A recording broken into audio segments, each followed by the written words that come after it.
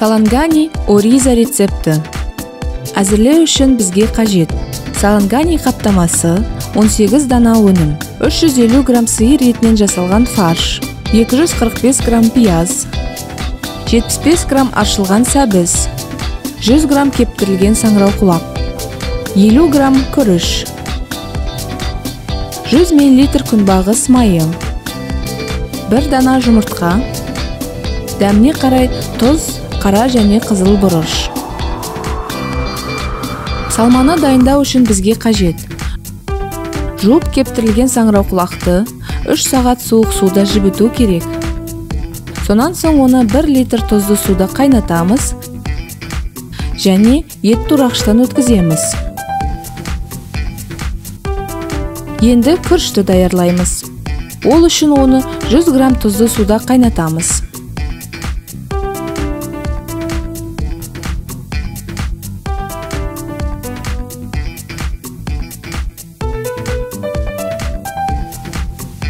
Фаршқа 170 грамм турағыштан өткізілген пияз, саңырауқұлақ, күріш, жұмыртқа қосамыз.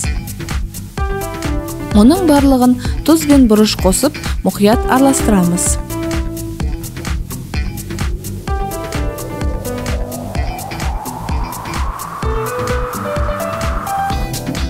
Фарштау алдында өнімнің орамын жай ғана бір-біріне ажырата отырып, салманы тығыздап салуды жалғастырамыз.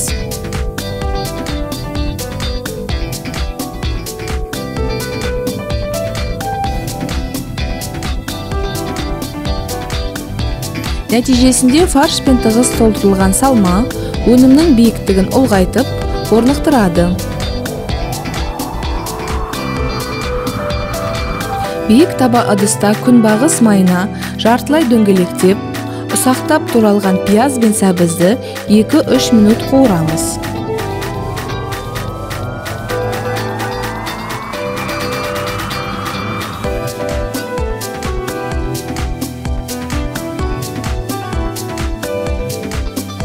Сонан соң дайындалған қуырмаға саланганиді тігінен бір-біріне тығыз орналастырып, оның жоғарғы деңгейіне дейін абайлап қайнаған ыстық су құйып, тұз себеміз.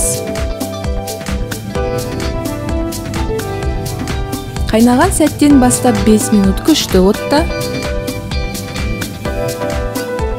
7-10 минут қақпағын жауып, бәсең отта қайнатамыз. Салангани тағамын абайлап, түбінен демей отырып салыңыз.